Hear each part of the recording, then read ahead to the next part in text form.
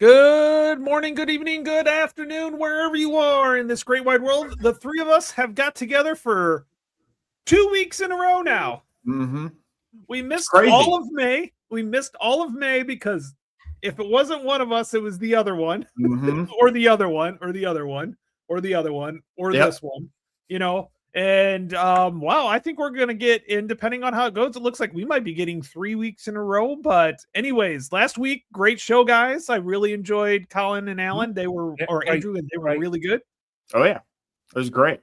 So, Ruff, how's it going? It's doing good, doing good. Chilies are doing well. They're all flowering, and I'm starting to get chilies through. A couple of tomatoes as well. But enough of that nonsense. Apart You from were that, you're starting to sound like an American. You said doing pretty good. Normally it's not too bad. yeah, I know it's the sun and chilies. You know, we shouldn't be able to grow them in this country, but I'm doing quite well. You know, got chili plants that are sort of from the ground. You know, like that. Oh, Brilliant. But yeah, that's enough of that. Apart from that, I've been playing something which we'll talk about because that's what we're going to talk about, what everybody's playing at the moment. The other thing is, again, Tony, I can't highlight the chat. That is weird. It gets streamed to my channel, Yes, that it does. but I can't do anything else. Oh, you know what? I'm gonna play around with it and take a look and figure out what's going on with that. So Yeah, because up That's the top weird. it says stream this to your audience, but it's already been streamed to my audience. And I love them. I love them all. And there's nothing they can do about it, by the way. But it says stream. It's already doing. It's already doing. but I don't we know. do That's want to weird. remind everyone that while they are here, they need to do what, Ruff? There's a particular button. Well, there's two things they need to do. One, if you'd be so kind, everybody, and we'll remind everybody ad nauseum as we go through the stream, if I can remember, and the wine hasn't kicked in, which incidentally is a lovely Italian Vincini. Look at that, lovely. Is smash the like button for us, please. That would be wonderful. And the other thing is, if you've not signed up to the Command Post Facebook page, I know people lot say, "Oh, don't go on Facebook," but just go in it for that. All And right, I'll put the link in. lovely, because what we want it for is people to post what they've got in the what's turning up, what they're playing, what their thoughts are on this, that, and the other wargaming to do with. Even if you pop in a board game, like Aliens or something, we don't care. Just it's Right. your Facebook page. Keep it going. We need to get the numbers up, so that'd be great. Yeah, that's good, Tony. I like that. That it's There we go. Yeah, we've been out of practice, so that's the mistake I I still can say. can't bloody do I can't. So it's up to you. I won't be snatching things because I can't do it anymore. Yeah, I'll take a look and figure out what's going on because All right, you shouldn't be a problem. But yeah, I am a problem. by the way, I will say hello to Christoph. Christoph actually showed up to my Fields of Fire with. And he's an hour in front of me. I know he's like that was like 2 a.m. Like, wow. Yep. So he extra kudos to Dedication. Christoph on that. Yeah. Yep. We got a lot of And people Mike? in. I can't even. Doesn't even show me how many people we got in. Yeah, that's weird. I'll look and see Yeah. if there's a setting that Anyway, they can. all I can say is we got on this like after a month, and it was all different. I So, know it asked me to say, "Do you want to join?" I have to click on a thing. A big page comes up. But anyway, it's great you're here. Lock and load, everyone. Oh, lock and load. Oh, that is nice. Oh, and so Nate, what have you been up to? We kind of talked a little bit, but anything interesting this week? Well, I have been. Oh, let's see. I've still been working on. Oh, it's lovely here, Forlorn. Thunderbolt. Lovely here.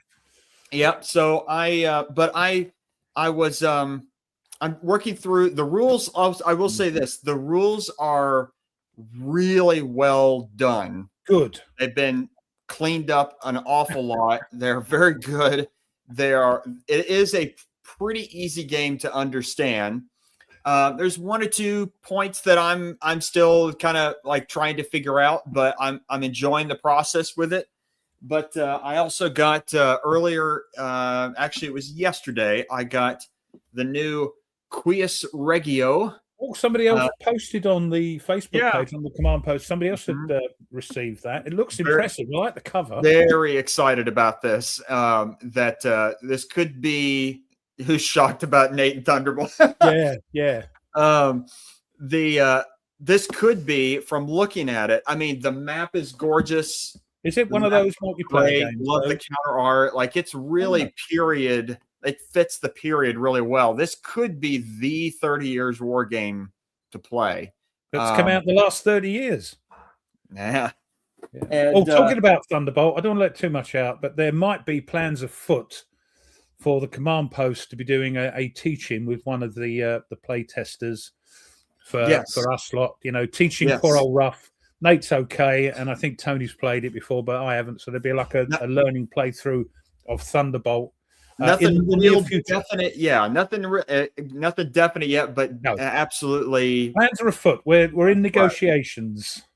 But I did decide to do was I took a little break from Thunderbolt for a moment. I know, right? Crazy.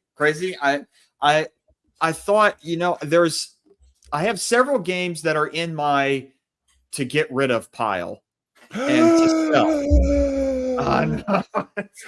Wargamers getting rid of their own game, getting rid of games. Yes, that was one of the things that I was thinking about, like why a new teaching is needed, because it's all the old games. So I think the new games should have something. But I decided to pull out, and I set it up, and I'm going to go through it. The Imperial Struggle. So this was on my to sell pile. Really? You love that, Tony, don't you? I haven't played that one. That one I haven't played. Oh, okay. But I have it and want to play it. I have heard really good stuff about it. Oh, this is the sequel to Twilight Struggle. More like the prequel than the sequel. But true. It's the same. The same people that did Twilight Struggle did this one. It's the same idea. Similar. Yeah. Idea. So, but this is not a CDG in the strictest sense. Mm-hmm. There are cards, but the cards are more assisting what's going on in the game rather than driving the game. So yeah, I've heard that it's not very well soloable. No, but I want to try it out and see. I downloaded. There's a bot that someone made online and posted it, so I'm going to try that and see how it goes. So yeah, that's. Well, I'll tell you what, Nate. If anything, I've got it. I still got it, right? I didn't sell that, right? Yeah, I still got it. If we want to like sometime work it out and play together, I would gladly do that, just because then we can work it out together. Because you might not have to sell it. I go, it's not bad. Yeah. Yep. Now wait a minute. So now, Michael mentions that Quius Regia was on the top of his list until he noticed the solo rating, but the solo rating on here is a 6. I'm still a little questionable soloable on 6, but is that a multiplayer or 2-player? Somebody was also asking that. I haven't looked. I haven't dug into it. Is it like 2 to 6? Let's look. Let's look at the scenarios. GMT says 5 of 10. The box says 6. Yeah, it's like always, isn't it? Take them with a pinch of salt. Yeah, they're all. Yeah, is another woman's 5. So there you go. I would assume that because it's just the Imperial player, the Habsburg versus the Catholic League versus the Protestant League, that it's a 2-player game.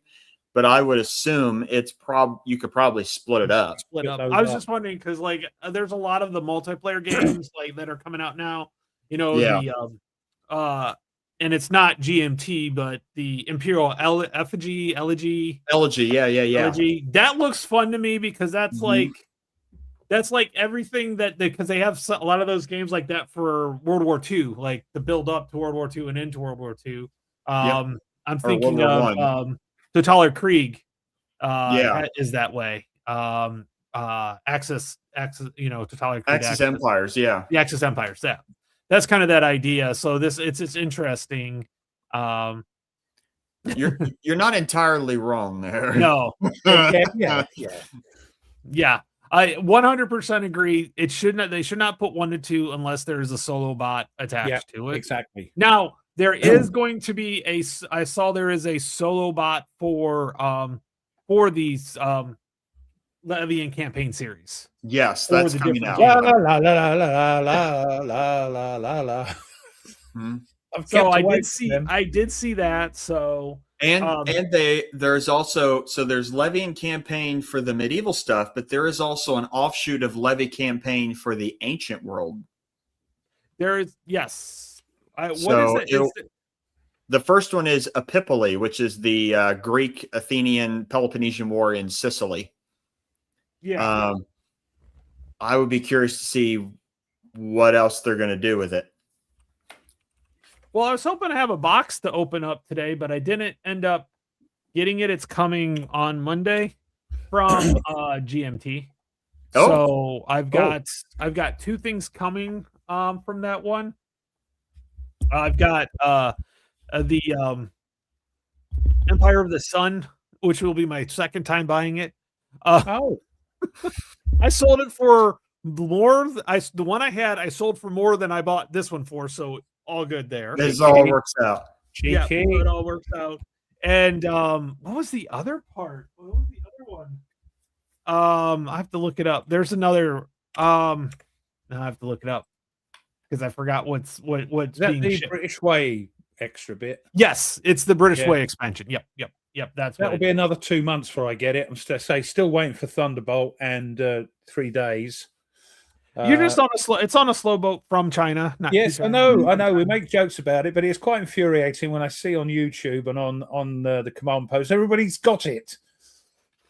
You know, one of the things I will say, I didn't get Three Dog. I didn't get the 3 Days of Gettysburg, but the one thing that I find really neat is that the multiple scenarios and the little maps that they provide so you can play those on rather than having to put out the massive maps.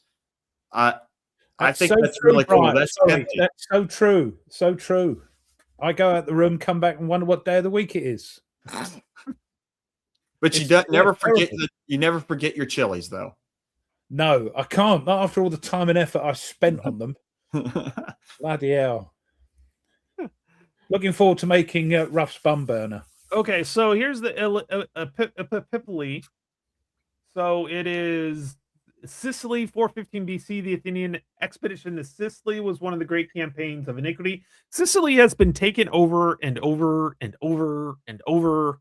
Like I think they're probably one of the most genetically diverse groups that out there because they've been captured and taken over by so many different groups. Mm-hmm. So, interesting. Yeah, I bet. And so the one thing I'm thinking is that I'm betting all of the Levy and campaign series are now going to be are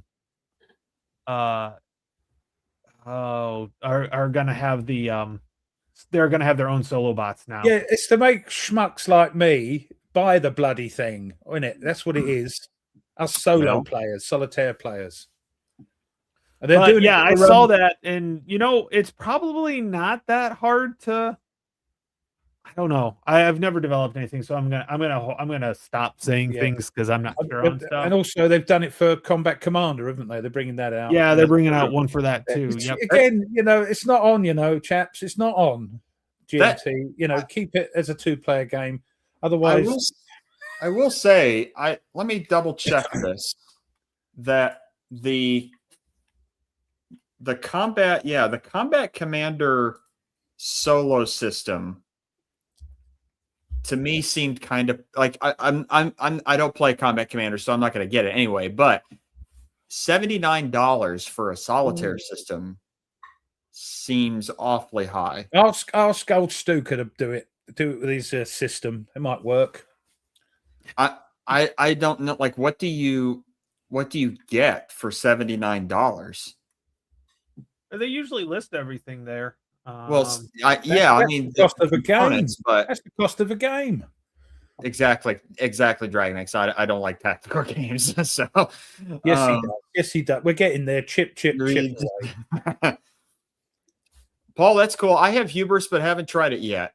It is a very pretty game.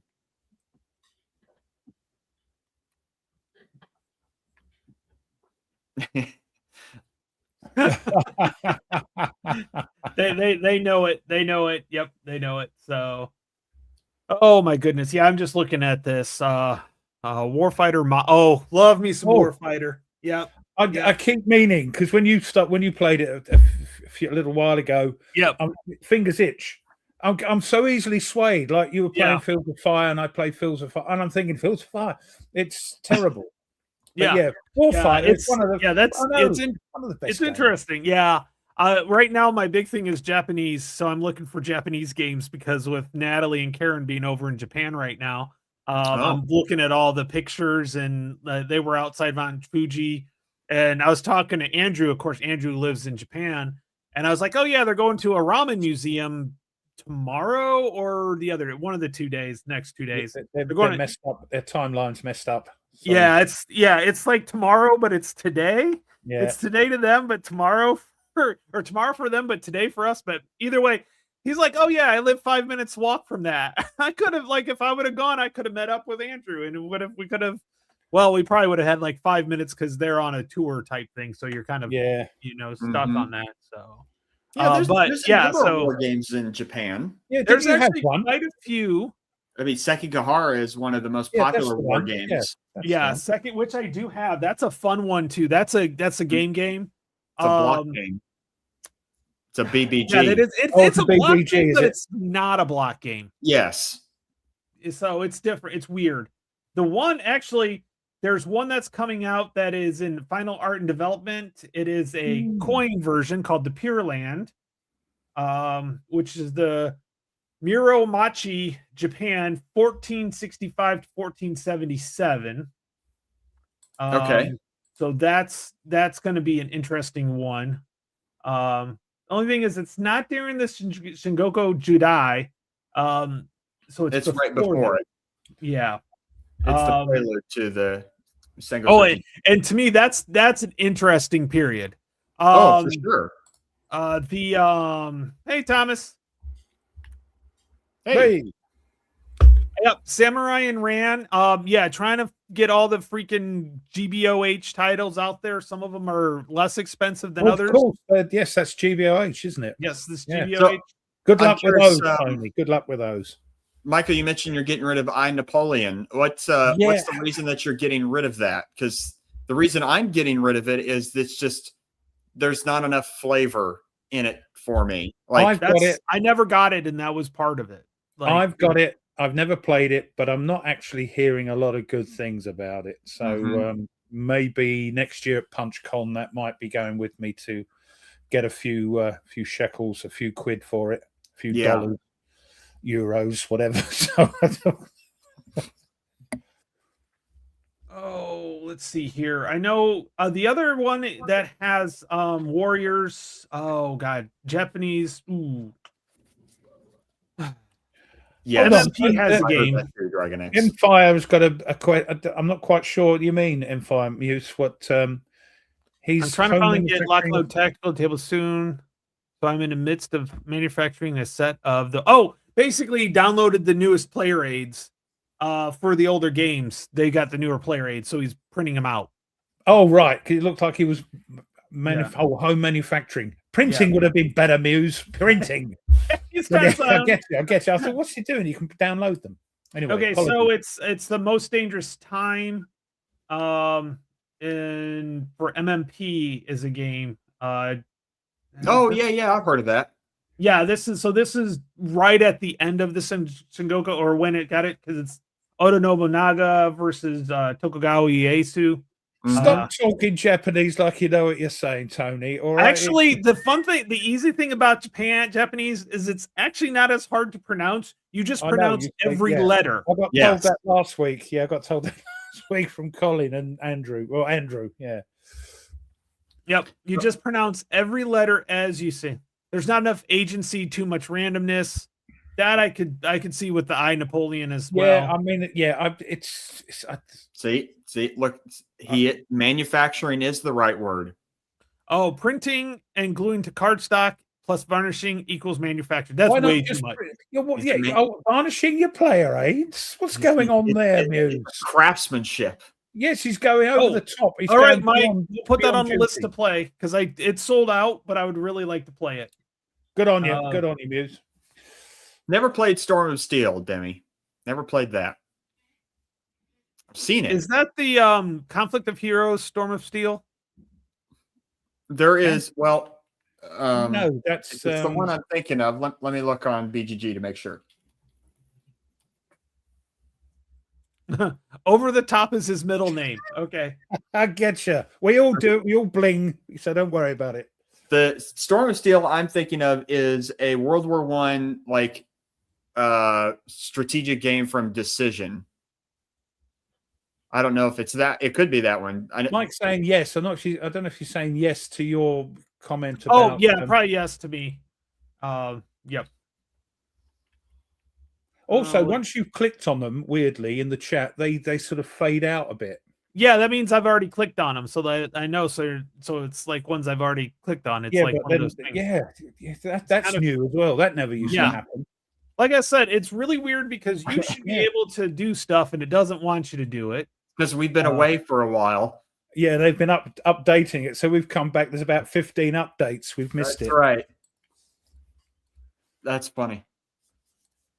Yeah, me too. It's what this is one of those Kickstarters that's making me not want to kickstart anymore.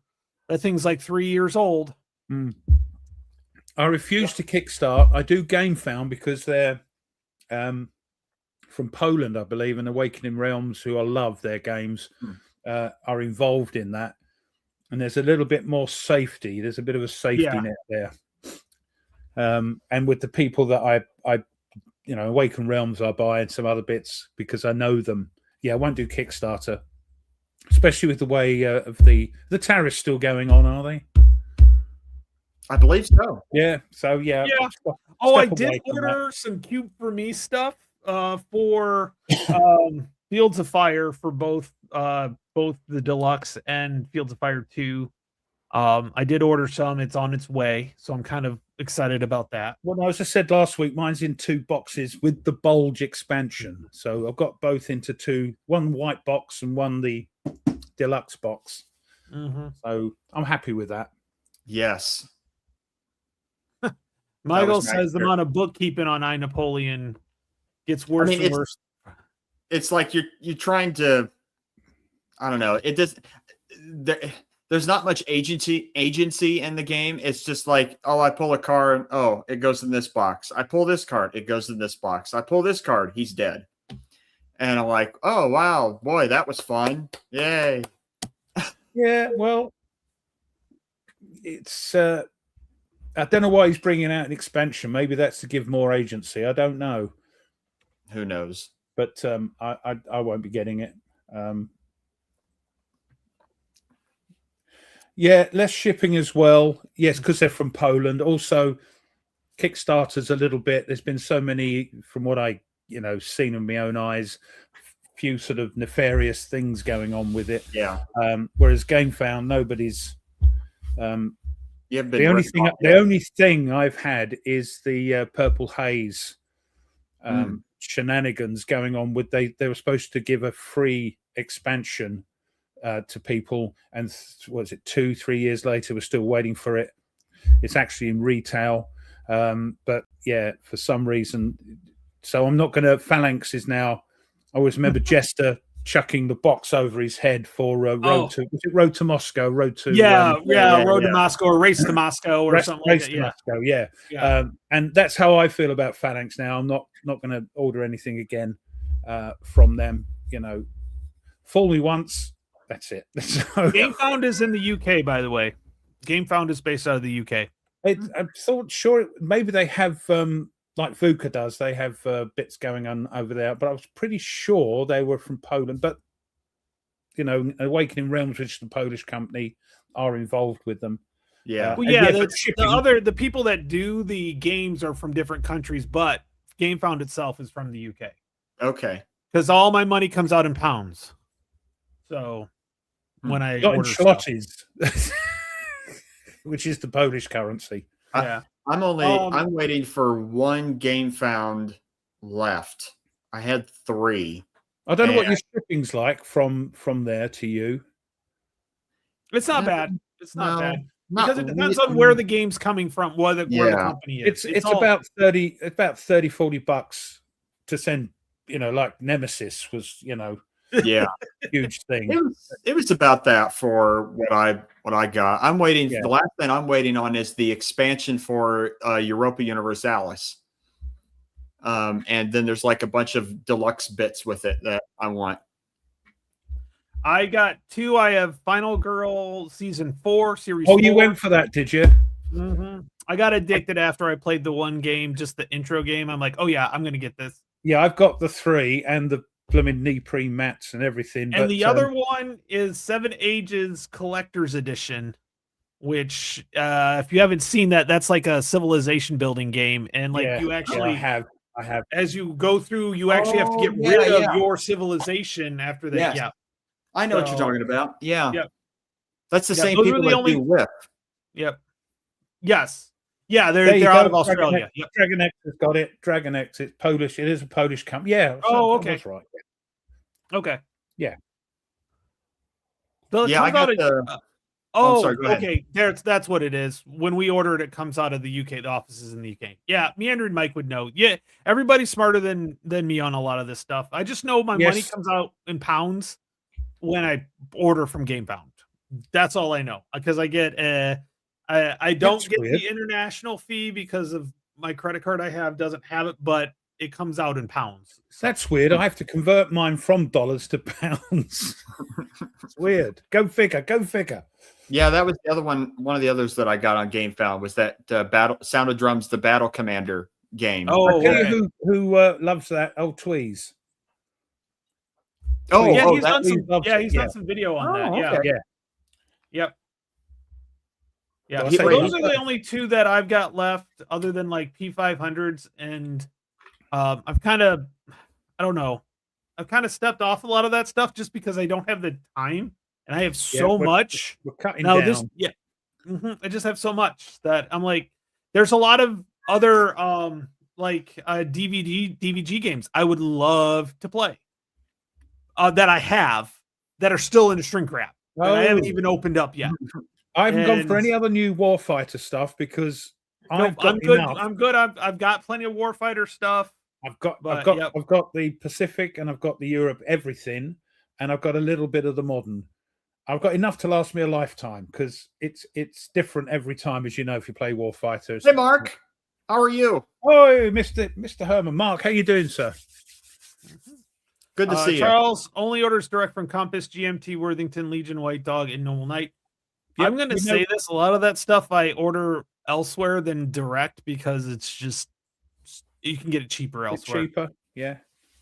Oh, Dragon X is getting that 4-hour the Polish game, In Force to Heaven. Thank you. Well, the one that we had the chap on, didn't we, in Yes. the war room? The one and that's over the price, $200 though, is for a it. little bit. It's a little bit strokey of the chin. The price of it, is that the one? Yeah, it's over $200. Oh, Oh, okay. you're Probably. right, yeah. I'm assuming that it's probably depends on where the company or the person that's developing it is. That's probably what it is. Okay. In Force to Heaven is a VUCA game. Yeah. Yes, waiting for that one as well. Very excited about that one. Excellent. Well, yeah, Yeah, we well, know that. I was allowed to buy it. Dragon So- X yeah. is allowed to buy it. So- Is that the Buka game? So Well, I did get Dragon my. X, let us know when you play it. Post it on the Facebook group to let us know how it is, because If it was worth the 200 smackaroonies. Yeah. Yeah. to have a game on the Polish campaign would be neat, great, especially yeah. one that's detailed like that. Excellent. So Tony, you were going to say something. I'm sorry. Yeah, so I did my first mission for Trench Raid. I streamed that live. Unfortunately, or fortunately, I mean, I was very successful. I've missed a few rules, but I think the way it worked out is I cheated one way and the game cheated one way, so I'm calling it even on that. I think I missed a few. They hurt us because it's only once the next one, but I kept going with it for a while, and so yeah, I think it worked out. Mike, I'm waiting for this War of Mine second edition as well. All the bits. I went all in. Terrible. Yeah. Even the sleeves. But so I actually had to go find the listening post, and the listening post was 6. You had to be within 4 hexes of the trench line. So it was like a 2-hour stream because you have to go all the way across the board and then all the way back. Ooh. I was like looking forward to a nice, 30 minutes. No, it was like I had to plug in my phone before it died and ended the stream. So, oh man, but that's cool. I really enjoyed that. I thought it was fun. There's somebody that did charts where you can make up the just roll on that. I actually had brothers that were in, like they had the same last name. So I said they were brothers because I know that was something that happened. They would actually recruit people from the same town to be in the same regiments and actually sometimes in the same squads. So I had brothers. Unfortunately, Mom got 2 notifications with the brothers. Oh, right. Although the one brother died first, and the second one took it out on the sniper. That on a different one got obliterated by a artillery shell, and then the other one was so mad a sniper took out the lieutenant, and he was the first rifleman, and he took him out. Took out the sniper. So yeah, it was. I was getting stressed. Like it was like I think my stress monitor went off on my phone because it was so intense. I loved it. It's cool. It is like a dungeon crawler, but World War I. From what I heard, somebody was on the stream. From what I heard, they're making a Vietnam version of it. Yeah, Tunnel Rats. I'm like, oh, yep, I see it. I just hope it's not just the same game retheme, just this different skin. Same game, different skin. Because that's the way a lot of the Euros and stuff like that. It's the same game, just a different skin. I really hope that's not that's the case. Trenchfoot is definitely on my radar. It's Trenchfoot. It's never going to be known as Trenchfoot to me. I don't know. Sorry. And I had so there's also a chart where it's it rolls on what regiment they're in. So I was actually the Scottish Rifles. So I was like, I thought that was appropriate. Scottish nothing wrong with that. Okay, the new me having 25%. I lost DNA. 3 or 4 units, 3 or 4 individuals. 3 of them got back when they were trying to take the wounded guy back, and most of the wounded guys died. One of them made it all the way back, but sometimes if you make it all the way back, they get another wound and you have to roll on it. Well, he died from that wound. Don't tell me that there was actually a game called Trenchfoot. My God. Wait, I bet Mike has that game. Of course he does. He has every game. But I'll tell you what, that game has such yes, it is a kind of a narrative driven game. You do have some agency in it. And so you get to choose kind of which way you go. I was like, okay, do you want to go an open or a trench? Either way, I still get an event on a 1 to 3, but the trench does give you a little bit from certain events, not all of it. Like Trenchfoot, but not Trenchfoot. But really enjoyed that. And then that's a great game.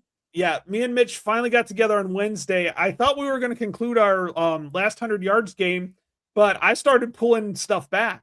I started taking out some of his Germans as the British, and I took out all but 1 tank, so there's still 1 tank left. So things were, have a good one. Things were going his way. I mean, literally, depending the way the turn ends, he got a casualty on me, but then if he had got 1 more casualty on me, he would have won. But then all of a sudden, he's getting close enough where I'm starting to take things out. And so I don't know if I'll win. Tony, which one are you playing? Which one? The King, last 100 yards, the new one. For the King and Country. Yep. It's episode scenario 65. Actually, Hexton Counter had done that. He did a video on that one. I love that game. We had so much fun, but the reason why we want to finish it. What? Go ahead. I'm sorry. Oh yeah. The reason why I want to finish that is Mitch has got me. We're gonna do some pseudo play testing of Combat Commander Vietnam. Oh, so he's got these. He's got some of the.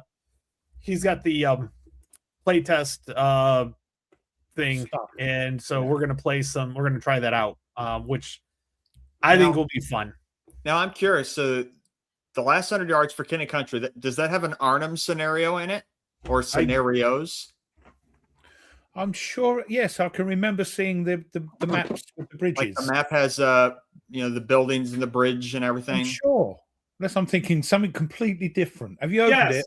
A set of missions simulate the British actions from June 44 fighting in Normandy to British airborne engagements in September of 44 during Operation Market Garden. Oh, okay. So that game would clearly be better than Combat 3. Yeah, so I think, and you can tell me if I'm wrong, chat. I think fans have sorted it out. Oh, yeah. Unfortunately, fans have had to sort. Yeah, I think fans have sorted it out, which is why I think I showed you this last week, Nate. Which is why, because the counters do not go in the in my normal clipper, I had to buy my third set of this. See, I've had one, and I must have got it before they went crap. Before they went better. Normally, these are about $60 odd. Yeah.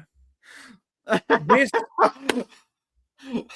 Oh yeah, out the box. I've got to do some research. This I got off of Amazon.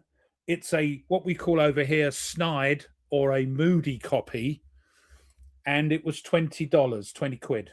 Okay, so it's a Temu copy. No, it didn't come from Temu.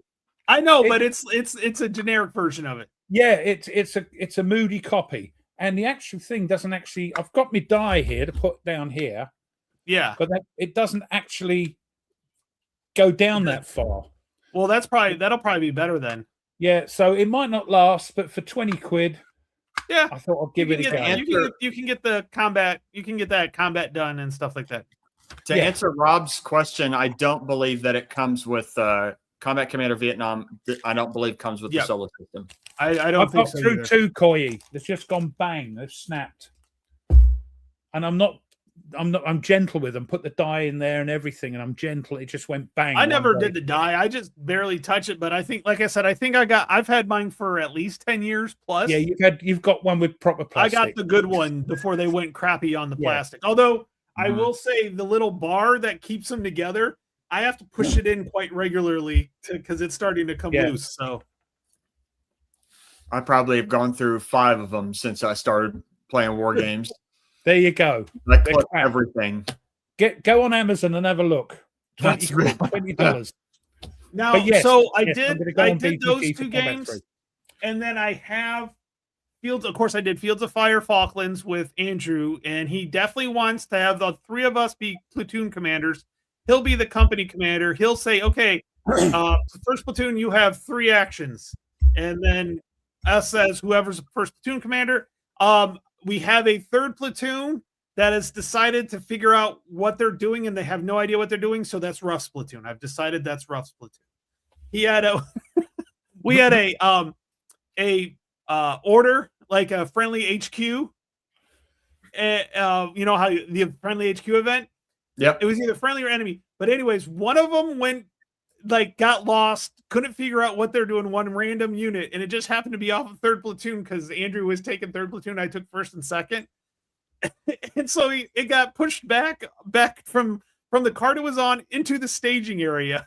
It was just crazy. It was like the narrative is there. It is so much fun. Yeah. And I do like the way the cards with the outline. I think it's a lot better and a lot easier to read which ones you can go through and which ones you can't. I think it's because it's on the border instead of like pushed in a little bit. Yeah. So that was one of the things that I thought it was.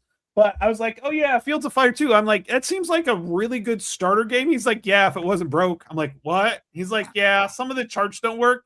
I was like, okay, well, I'm going to play around as I come across. Yeah. I am going to, because he said he's made up, he's fixed it. He's fixed it. So I said, when I come across it, I'll email you or message you, and you can tell me what it is. So yeah. Well, they are bringing out a little updatey thing, aren't they, for the scenarios and charts? Yeah, that's going to probably be a while, but I do have a feeling that's what they're going to do. The problem with what he said is he's going to have to go up to Ben and go, okay, what else do you want to put in here? And then that's going to be a project that's, I'm not surprised Combat has lost its numbering after bloody Arnhem. Anyway. Arnhem was Combat Volume 3, so that's why it's called Combat 3. Then afterwards, it's just Combat Eastern Front, Combat whatever. So they're going to keep doing combat. Bob, that's going a bit too far beyond the Call of Duty. Actually, clipping the Guardian fans, they're like that thick, crikey. Oh my gosh. But honestly, I think looking at it, if everything works out, I really think the old breed, so Fields of Fire 2, you don't expand the map at all, at least in the Peleliu, you don't expand the map on any of them. So, a lot of times where you have to put the units farthest line of sight and you have to build the map out. Yep. You don't have that. It's pretty much show the map that you have, the 4x4 or whatever they have. That's because it. Your objectives are in that area sort of thing. Yeah. So, and a lot of got to remember with that, a lot of times Japan, especially in Peleliu, was very close hand to hand. The Japanese waited till you got like basically past them before they actually would do it. And then yelled and ran at you. Yeah. Yeah. So it makes sense that you wouldn't have to expand the map as much. And like they have pre-reg, so like the first scenario, I was reading it, you're going in on the Amtraks or the LVTs, and they actually have pre-registered hacks, so you don't even have to put a spotter out for the pre-registered mortar hacks. So because it's pre-registered, it's only there for a turn, and then you clear it. And what's interesting is the first set, you put A, and then once you clear that, you have to put Bs. And once you clear that, you have to put Cs, because you got different waves coming in. So I really want to get it all. I had to order C3I number 33, which actually has a decent game in it, because there were 9 counters that were misprinted in Fields of Fire 2, and they were in. Well, Andrew and Colin are sorting that out eventually, though, aren't they? I know, but I wanted to play it now.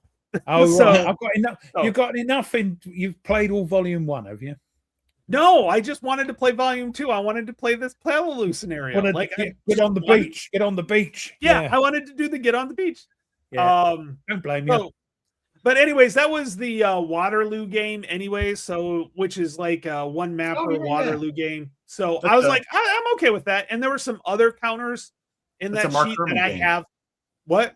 That's a Mark Herman game, the Waterloo game. Yep.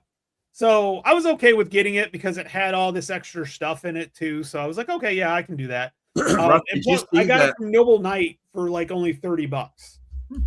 Which is normally like 50 if you go through C3I. So Ruff, did you see that Mike Berticelli is getting rid of Combat 1 and 2?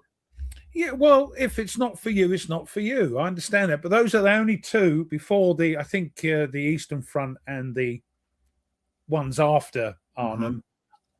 New guy doing it. Yeah, it's fine.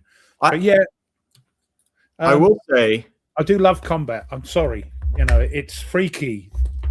It's freaky the way the AI knows what you're doing. Let me pull this up. Let's add this to the list, Mike. I know we need to add this to the list. So I'm tempted. Let's see if it loads. What, to get Fields of Fire? No. At least not yet. You will after you play. I guarantee you will after you play. I've been tempted. See the way he just ignores us. We're a bad influence on him. I know. I've been tempted whenever this comes out to get the Combat in the Paper Wars, because it has the series rules in it, and it's a standalone combat game of the Easy Company's assault on Breakcore Manor on D-Day. Oh, and so this is coming out sometime this year. It's coming So I'm tempted to, if I want to try combat, that might be a good way. The thing is, way to play it. Do I get it? There's enough content in the first 2 boxes of combat to last me again, like Warfighter, a lifetime. Because again, it's very random, it's different every time. There's also a sort of RPG version in the second volume. Yep. It's got a legit campaign set up. And it's there, you can go on forever. I don't own Fields of Fire, Coy, so you are not the only one. No, that's fine. Yeah, it's expensive. No, it isn't. It's not fine. Fields of Fire is not fine. Sorry, combat exclamation mark is, but there's a lot in it. Oh, yeah, so Coy said, "Am I the only one here who doesn't own a Fields of Fire game?" No. Yes, and you need to correct that as soon as possible. But you're not. You're not alone. No, it's like everyone needs to buy Atlantic Chase, and it is our duty to try and convince you. See, here's my problem with it. It had such a bad rap until Colin and Andrew got a hold of it. I can get why people didn't pick it up. Here's the thing. I bought it, sold it, and I think I bought it, and then I got the Deluxe upgrade kit. So I think this is one I've got several times because I like the idea of it, but I was too confused. Do you know what? Then I found out how good it is, and I've played it, and I'm like, oh yeah, this is actually really, really good. So it is a. Oh, that's good to hear, Stephen. That the new Combat Eastern Front is a lot better than the Arnhem. Yes, everybody. It's a new guy. Yep. Ross Martell was on one time. Was it last week or was it the last time? Like I think it was back in April, and he said different people doing a really good job. Yeah. They kind of heard, and it doesn't surprise me. It was a Starkweather issue. Yeah. I've got to go on BGG and get the fans sorted out bit. I'm done with buying combat because I haven't even touched. Or I've touched one scenario of the Combat 1. Yeah, I loved it. You've got a lifetimes version. I've done the first and second scenarios, and I loved it. Well, I had a great time with it. Can I just say about Fields of Fire, which we're talking about what's on our table? That is on my table at the moment. Mm-hmm. I've gone through the tutorials. There's two of these, and the tutorials, take you step by step. The problem is, I have played it before. I have a little bit of knowledge, and after a while, I'm thinking, I sort of know what's going on here. Mm-hmm. I'm going to play the Keep Up the Fire introductory standalone mission. But what I really loved about this is that it's the way these guys think. Because at the back of this book, there's a little "What do you do next?" a little afterword, and the last paragraph sums it up for Fields of Fire. If you're thinking of doing it, it says, if a mission provides you with a memorable experience and stories of amazing happenings on the battlefield, you have played a successful game, even if you got every rule wrong. Mm-hmm. And that's the sort of mindset you've got to have with this. It is you sort of, every time you play it, you learn a bit more. It's not a lifetime thing like ASL, sort of life thing. Yeah. But every time you play it, you think, oh yeah, I missed that out. Oh, okay, next time I play it, I'll put that in. It's not a game. If you miss something out, it's not a game-changing thing. So yes, that's on my table now. I've got it set up to play my first without, stabilizers, as we call them over here. What do you call them there? Where you put them on the bike for kids? The little training wheels. Yeah, we call them stabilizers. Wheels, yeah. And I'm going for it. And I know I'm going to get things wrong, but who cares? As they said, the guy said there, if you enjoyed it, doesn't matter. Go ahead. No, there are some advents, lots of little rules, but nothing that's going to break the game. If you forget them. Yes. The only thing is generally the rules end up hurting. If you don't know the rules, in some cases you feel like you'll lose a platoon pretty quickly. See, See, while both of you are just over the moon of, and we're nothing to do with them. We're not getting paid to do this. I still want to say that look, it's well worth. Well, you may like Fields of Fire, but it pales in comparison to ancient Rome. And there's plenty of. I'll just mute him. Yeah, just stop him, please. It's like It's like that. It's like the teacher in Charlie Brown, isn't it?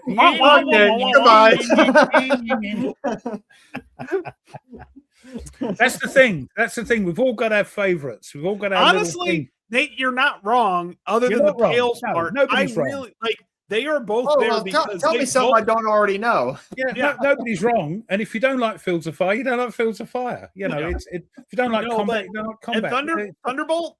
I played Carthage. I've played it twice. I've got it turning up eventually. Yeah, it's a great game. It is a lot of fun, and there are stories. Oh, so that would tweak. Breaking news: Field of Fire, Punic. Yeah, that would tweak his interest. Oh. Well, look. How about this? How about while I'm playing Thunderbolt, if I roll for the augury. I love the auguries. And the sacred chickens tell me to play Fields of Fire, then I'll go buy it. I will have a particular augury made up for you when you roll it. No matter what you get, it says play. Put this away and find Fields of Fire. We play it online, and he looks that up, and it's gone. That's not in the. It is. There it is. Look. Yep. See? Yep. I'll go talk to the designer and tell him to just create one just for Nate. That's right. That's right. When the sacred chickens tell him to do something. The augury is honestly part of that game. That's part of the fun. The auguries are probably one of the funnest. That's like your random. That's like Herman Luckman's random events sort of thing. Yeah. And there are some crazy. It's like 100 or there's a lot of events. Oh, crikey! Right, good. And they don't happen every turn. You got to roll on it, the augury, and this says, "Oh, there is one," and then you got to roll on a different table. That they have a ton of them. I haven't looked at the new ones, but I remember there's a good chunk of them, and they're fun. Some of them are like, what was that? And the other part that I like about, especially with Carthage, is that you can move. You have unlimited movement, by the way, in the game. You do. You have to, after so many hexes, you have to roll for attrition to find out if you lose anybody during that time. The boats are probably the funnest one because you can lose an entire boat to the sea. Oh, there's boats as well in it. So here are events. All these events. That's the auguries, is it? This is just for one scenario. So tons of events that can happen. Like the consul dies or a tribe revolts. The plebeians accuse the Roman consul of treason. The Gauls start to invade. There's a drought. Let's see. And this is chucking up the old chicken bones, is it? The Senate acts huffy. Volcano erupts. Yeah. The Roman consul is expelled from the Senate and his office. He was found. It says the consul, which was found to have been in possession of 10 pounds weight of silver goblets. I love hummus, but only when it's not made with rapeseed oil. Not the hummus you buy; it's got rapeseed oil in it. But that was just for one scenario. I mean, there's plenty more. Do you use dice? Yes. Now, 2 D10s, right? D10s. Yeah, if I remember it. Right. I meant to show you this last week. I don't know if you saw it. This a little thing here. This is and it opens at the top. This is a dice prison. Now, we've all had this problem that one die in particular isn't behaving itself and not throwing the numbers you require. So this will put that matter right, because what you do is you line up all the other dice in front of the prison, put the offending dice in the prison, close it up, and give it a stern talking to, and give the other dice a talking to, saying this is where you're going to end up if you don't behave. And wonders upon wonders, it works. Yeah. The die then gets back under control. So thanks, Thomas. That's Thomas Van Heer gave me that when I was at PunchCon. The Die Prison. Kev has done that. Kev has videoed that. Yeah. Gimpy did one. Yeah. No, did he put it in the fire?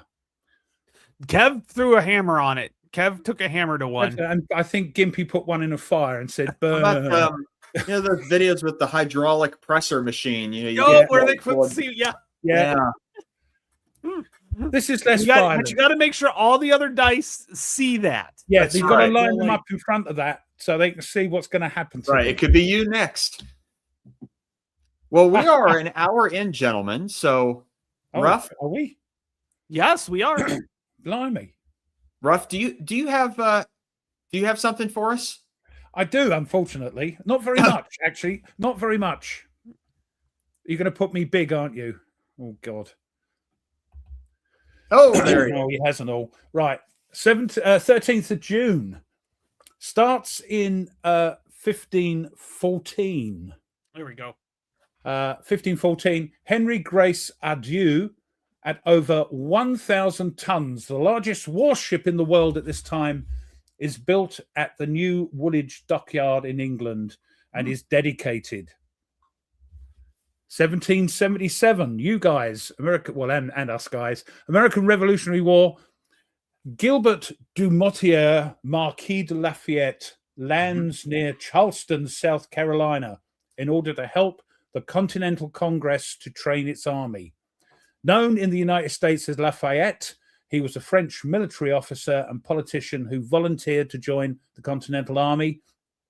Lafayette commanded Continental Army troops in the decisive siege of Yorktown in 1781, the Revolutionary War final major battle which secured American independence.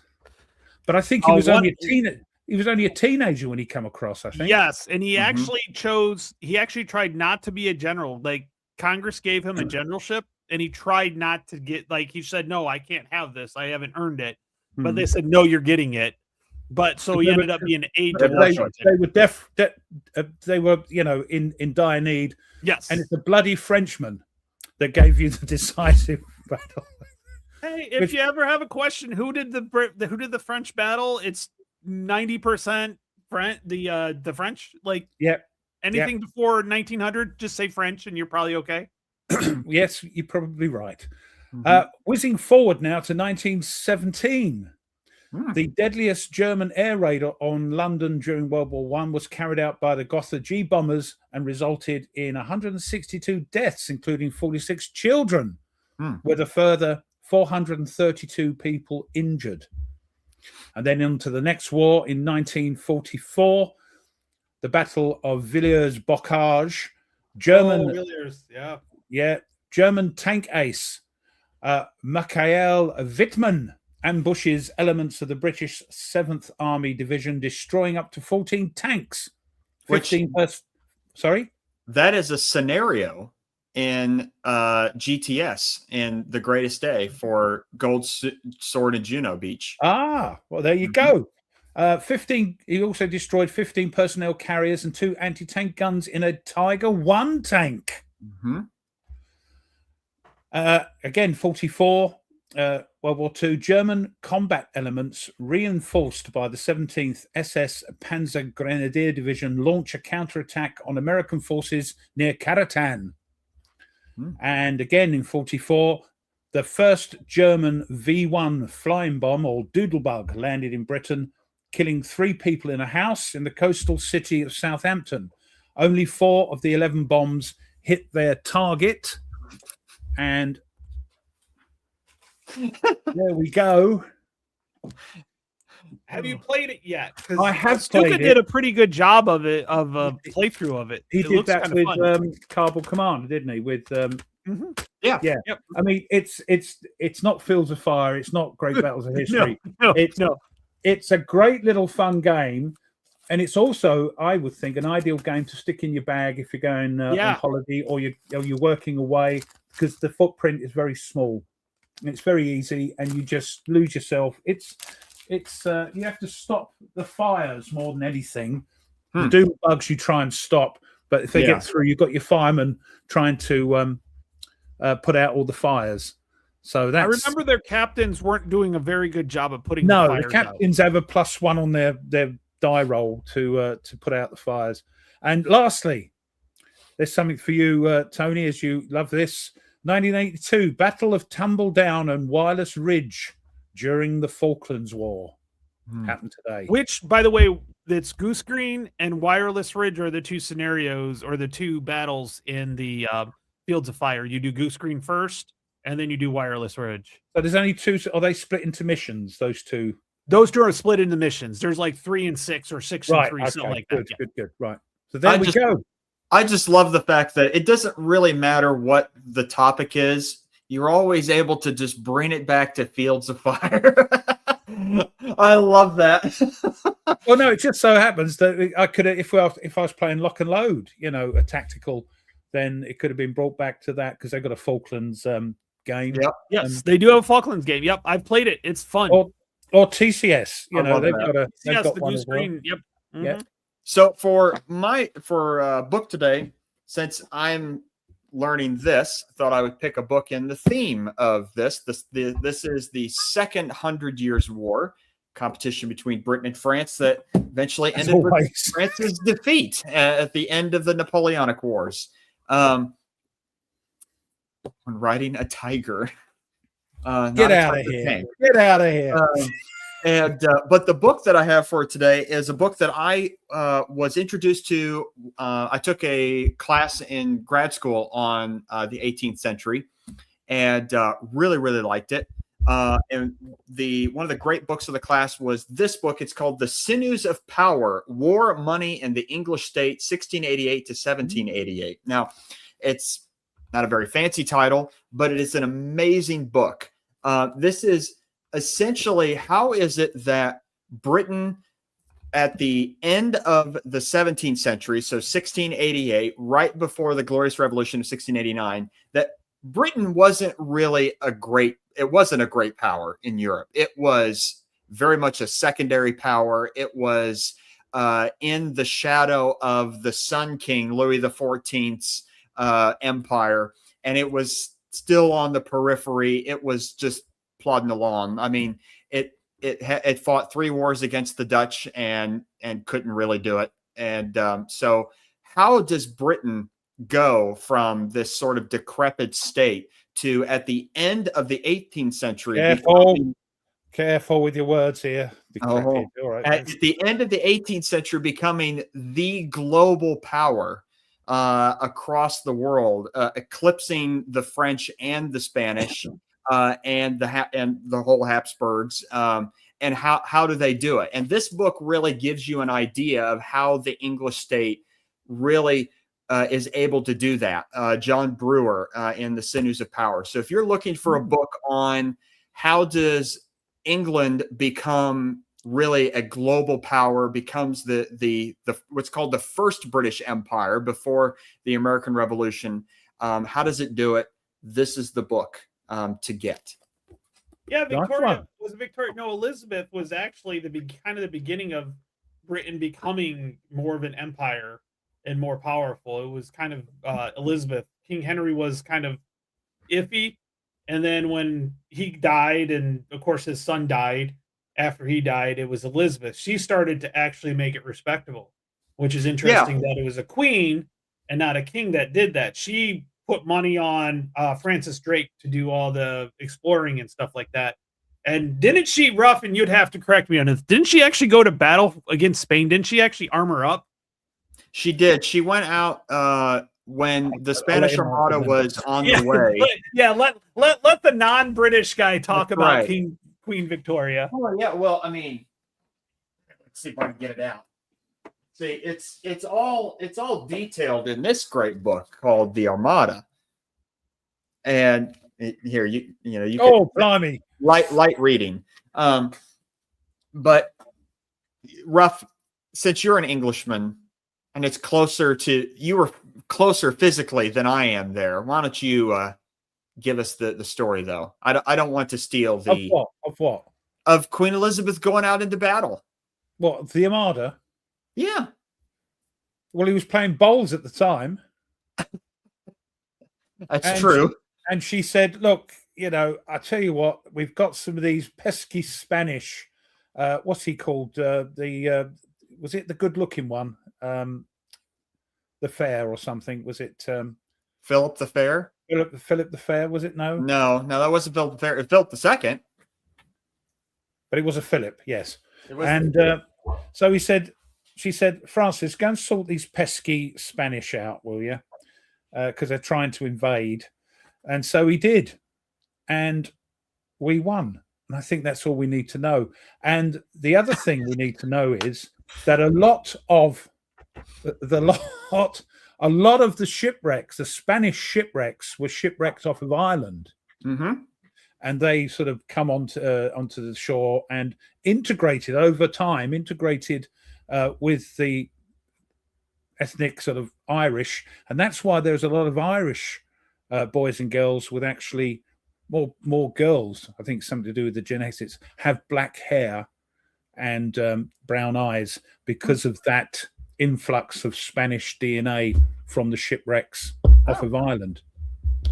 Interesting. There we are. Well, I know there was a Spanish invasion of Ireland, and they were there for a while as well.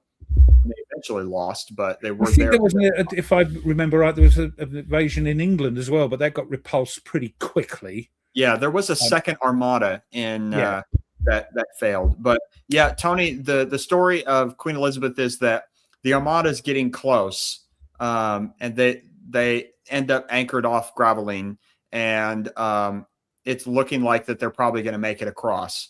And so Elizabeth goes out in a full plate armor on a horse and gives a speech, that I have, what is it? She didn't actually go into battle. She didn't actually swing a sword. No. Oh, she went out there and rolled them up. Herself being a man and having the heart of a lion and things like that. And then, and she said, "Stop playing bowls, Francis, and get out there and sort them out." And he did, and we won. Oh, but there's not many war games on the Armada. There's one which the Canadian chap, we want to get on the show, who did the Revolution game. Oh, yeah. Gilbert, Irish names like Costello. There was one game he played, and he thought it was a load of old poo. So yeah. Hey, Cardboard Commander. Hey. Yeah, because that game, I think you play through the whole thing, and then you get all the way to the end, and it's like, roll a die to see if the Spanish land, and if the die happens to be a certain way, you've lost the game. Yeah, it's like, okay, like I played all this for nothing. Yeah, he wasn't impressed.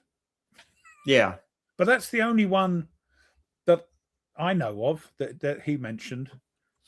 I know there was an old SPI one, but I don't think it was received well. It was called Armada. It's quite I'd love to have more games set in that era. The 1600s. Yeah. 17th century. Yeah. And there aren't. I mean, no, there's not many. I don't think that the ships at that time, I know Henry was trying to upgrade the Navy, and didn't do it very successfully because the cost of it and all that sort of thing. And I know Elizabeth was one for doing that, I believe. But the ships weren't that.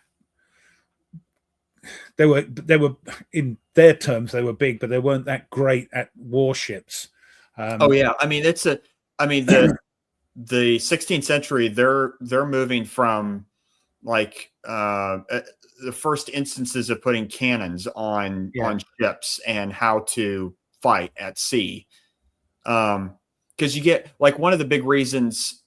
That was how I remembered reading about that. Yeah, that it was broken and it needed to be redone. But the big difference between like one of the reasons why the English won at the against the Spanish Armada because we were better. That's all you got to say. Okay, sure. I'll let you think that. Is that the Spaniard galleons were much bigger, and they saw their ships as more like floating castles. and that essentially you would do is you would throw your grapple, and the ships would come together, and you would fight like a land battle at sea. Whereas the English ships were much shallower and smaller, called the race-built galleon, that were meant for gun platforms. And so the English always stayed far enough away so that just shot at them. And just shot at them. Yeah. And just shot at them. Yep. Yeah. Yeah. Joking apart, yes, it was luckily we had that type of ship. And the weather. Yeah. The weather helped. And the weather, yes. And some, which is amazing. Fire ships. Some fire ships from Francis Drake also helped. Yeah. He was a boy, you know, and then he went back and finished his game of bowls. Yep. The devil with the red beard. Yes. There must have been all right. So I've got a little something that's interesting that I found. I know some of us love this stuff, so I was like, this will be fun.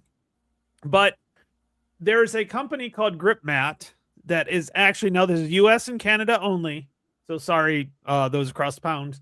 They are making neoprene mats, and this is like GMT of the GMT games. GMT, yes. So like you have the Space Empire's grip map. You have Fire in the Lake. You have Paths of Glory. You have Imperial Struggle. These are all neoprene mats because God knows when you're trying to pick up a counter from a board, you're like, if you don't have the nails or you don't have ever anything, it's really kind of cool. Like GMT is actually, they don't have all of them on here, and there's some other ones. I'm just pointing out GMT so you guys can see them. Plantagenet, Cuba Libre, Here I Stand, A Distant Plane. Boy, I think they got all the I think they got all the coin games here. Yeah. Looking at it here. I looked at them and saw the prices, and I didn't realize it was only US and Canada. But yeah, it's quite, unfortunately. But yeah, $35 for the base one. I thought it's not too bad. Oh, well, they sell. There is a outside US and Canada store, but it's on Etsy. Yeah, right, and that's going to be silly Billy money, and I think probably. But you know, we're always talking about games, and honestly, I think the neoprene mats are probably one of the best things you can do for the games. I almost like them better than the hard mounted maps. Now they're always not as crisp and clean, but yeah, there's and now I just searched up GMT. They actually have tons of other games as well. I think they have like 200 games. I've noticed. So board games. Oh, they even have card games, but board games. So other games as well. I just did GMT. So Meandering Mike wants to get the SPI sorcerers on a neoprene mat. I don't know if they do that. They do custom. So they do custom mats as well. So you can upload an image. Vassal's really a good way to do that. Yeah, you can. Yeah. Is the upload an image of it. But yeah, they have different games and everything like that as well. So like HeroCast, Kill Team. So just depending on what games you have, I think neoprene mats are the way to go. The only problem is storage. You can't put them in the box. You have to get a tube for them. So yeah, we got lots of tube. You can get them easy enough on Amazon. Yeah, that would be. If you can upload your own image, that would be cool to do. Like Rome Inc. I love Rome Inc. and the map in the corners or the creases I tell are already wearing. Starting to crack. Yeah. Well, if you want to play the game so much, Nate, I do. I like it. He loves it. I play it multiple times. So you could actually put in the length and height of mat, custom shape, and then you upload the file and stuff like that. So there's plenty of places that do this, that do the custom mats. I've got several of them for other games. I think there's over this part of the pond. There's a company in Britain that does it as well, and I dare say they'll be on the continent. So check it out if you want to. It's going to be a little bit pricey, but once you've got the mat, you've got the mat. It's also great for YouTubers videoing with neoprene. Yeah, because there's no glare on it or anything like that. Well, I demand a neoprene mat of War in Europe, all 9 mats together. That's going to cost you a pretty penny, as we say over here. All the mats together. All 9 Please. maps. Hey, Blue Tweezers. Or Thunderbolt. I want all the Thunderbolt maps, in neoprene. Yeah. Storage charts, tube storage charts. Yeah. Mm-hmm. Yeah, as long as you get a good DPI, Image. is that the word? The thing that Yeah, sort of the image quality. Yeah, good image quality. Yeah, definitely. Yep. That's true. Yep. Yes, that is. Yeah, that's the other thing. It doesn't come out the as only well. thing. Mm-hmm. They're not too bad though. Matter of fact, one of the games, 2 of the games, I got a World War II and a World War I game. It was on Kickstarter or GameFound or whatever it was. It was Draco Games. Well, what's now Draco Games. They were something different before that.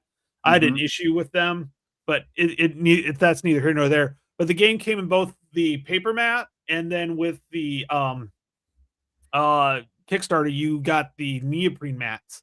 The neoprene mats are actually bigger than the paper mats. And so it's kind of nice because you can move things around. Things don't slide if you accidentally bump them. You can pick things up Yeah. much easier, can't you, on a neoprene mat as well? What do you know? It came back up in the topic. Look what Blue Tweezers just put in there. Fields of Fire again. A neoprene set of cards, just the cards. You just have little card maps, little neoprenes. Like they're like stacked. The only good thing about those is they're a bit awkward to shuffle, but you don't need to sleeve them. They make great coasters as well. So if you have a drink, you can just. The other good thing is that a lot of my games that are not war games, sort of the Ameritrash stuff I love, when I back them on GameFound, they have a neoprene mat. So I've got all those for a load of my games.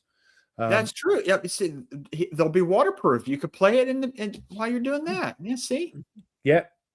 Yeah. You can set it up. I do know that when you're looking at it like this, if they're already pre-designed, like this place already does it through GMG's, giving them the thumbs up to do it, they're going to be fine. If you send it images upwise, that's the only thing.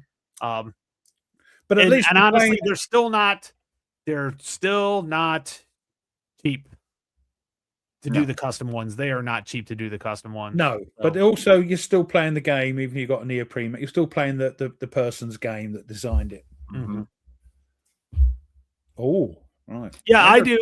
That's what I have on my table for my Fields of Fire, is just a neoprene mat, so the cards don't move all around. Because God knows I'm clumsy enough. I'm finding that because I'm thinking I'm going to use a piece of plexi for Fields of Fire, but some of them are turned over to the you don't know what they are yet side. Yep. So, which one are you playing? You're not playing Normandy, are you? I'm playing the Keep Up the Fire. Oh, that's right, the first one. Every time I watch the first one, it's already been like people have flipped over all the cards already. So yeah, so I'm ready to start tomorrow. I'm just sorting out the stuff there, and just fingers crossed, and we're going for it. And you're just gonna have to go for it because that's the only way to do it. Yeah, and hopefully I'll get that. Maybe if it goes well, I'll do a video on it. Just to say this is the. We'll just record it, and then if it doesn't go well, just I messed up the recording. I forgot to hit record, or the audio didn't record. A Sunday in the Rough household. You must be joking. It's like madhouse here. So no. You could do an AAR after each turn. I don't do AARs. I don't like them. People do them. That's great. I just think for me, I'm going to upset people. Yeah, they're a waste of time. Anyway, if you know the game, it's anyway. Now I do want to ask Blue Tweezer since he's in the comment section. So Ruff mentioned that you really like the Battle Commander from Sound of Drums. I'm curious, did you like it, and what did you think? Because I did I over egg it? You were saying, did I over egg it? Yes. Yes. He doesn't believe Ruff that you actually like it, so he wants to verify for sure that you do like it. So, I agree with that. Was it trust but verify? But it's gone quiet. Yeah, well, we're waiting for Blue's response. We're waiting for Tweezer's response here, and of course, there's a 30-second delay on that as well. Mm-hmm. So I did end up. I did get the other side of the hill from based on his Blue Tweezer. Oh, okay. Yeah, it looked like a cool He was game. playing that at PunchCon, I think, last year, and it took ages and ages and ages to play it. Yeah. I have not. There you go. I did say he'd done some vids. Yeah. Yeah. Yeah. Shame on me. Yep. He was going to bring it to PunchCon to say, do you want a game of that? And again, it's like Napoleonics. I'm just not, it doesn't grapple me grape nuts, as somebody used to say. I was trying to remember what's the phrase that you use. Yeah.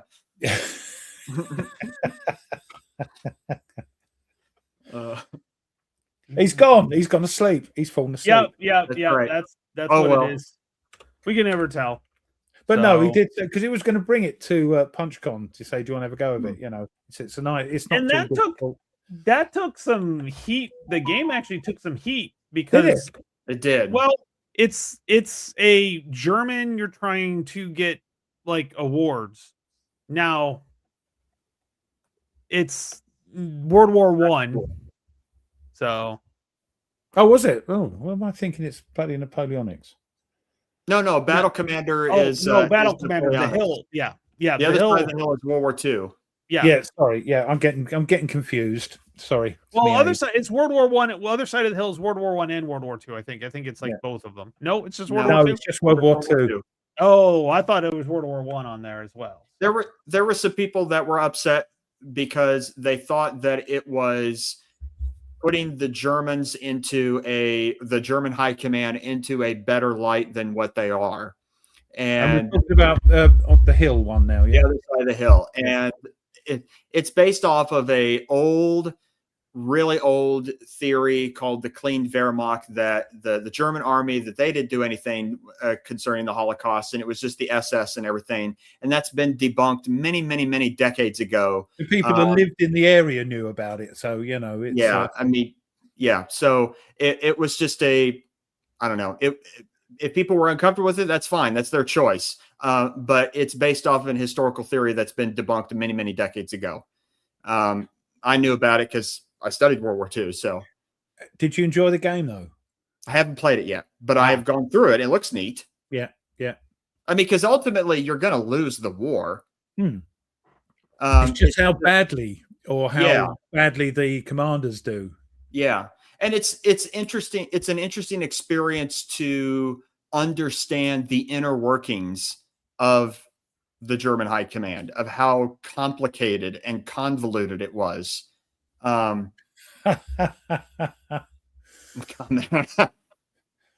Exactly. Yeah. B.H. Liddell's Hearts book, The Other Side of the Hill. Yep. Yeah. He was one of the big historians in post-World War II. Oh, I've heard of him. Mm-hmm. Yeah. Interviewed a lot of German generals, things like that. German generals were kind of, after those who survived, were rewriting the history to make themselves look in like, their head. oh, In their head. if he had listened to me, then we would have won, kind of thing. Yeah. That's me, Andrew Mark again. If he wasn't in the chat, we'd be lost. He's great. No, seriously, no, he's great. He's got every game going. Every time we mention a game or something, he's got the game or he's got the info. So thank you, Mike. Your presence here is much appreciated, as all the others are. Absolutely. Wonderful. But yeah, I'm looking forward to trying that. There's just a bunch of games that have been on my waiting list. Like I want to learn how to play Rebel Fury and then the Army of the Potomac game from Mark Herman, because I've watched Hexy's streams of it and it looks really cool, but just not had the time. Well, you've got a dissertation to finish up. So I know. I wish I could. By the way, what's the update on the dissertation? By the way, another update. Come on. Oh, it's still plodding along. I'm halfway done, so nothing major. But because you got to get that tenure position. You can't get that until you have your doctorate. That's right. That's right. Oh, it's on condition, is it? No, it's not. No. What the fool? It helps though. It does help if you have a doctorate when you're going for a tenure spot. Oh, believe me, absolutely. Can you get a full professorship? I assume so. Let's put it this way. I assume that you can get one now with just a master's. No, but once you get your doctorship, you're up for a full blown prof thing. Yeah, Yes. maybe not where you are now, but maybe somewhere else. Maybe. Who knows? Yeah. Who knows what the future has? Yeah, it's exciting. now- It's For exciting. now, I enjoy the spot that God put me in. Yeah, all right. um, no, Brillo with good on. Attila. I like That's that, right. Maynard. Like, That's I like right. that. Yes, exactly. No, you're not going to win, are they? Exactly. Yeah. And it's oh, that's good. Okay, good. I'm looking forward to trying it out because It's not Great Battles of the American Civil War. Let's put it that way. no, it seems to be more of like almost like a great campaigns because you can play, particularly in Army of the Potomac, you can play the entire 7 days campaign and then the Overland campaign 1864. So actually I do want to eventually design something, make a movie out of. Actually, there is an Attila movie. It was from. Is that the one with John Wayne in it? No, Great that was movie. No, that was Genghis Khan. That was Genghis Oh, Khan. Genghis Khan. what? Sorry. Well, I I was think it getting was confused between those two nutters. Yeah. It was 2001. It was a mini series with Gerard Butler playing Attila. He's quite attractive for Attila. No, I was going to say, I think you can get away with it. I think. Yeah, it wasn't bad.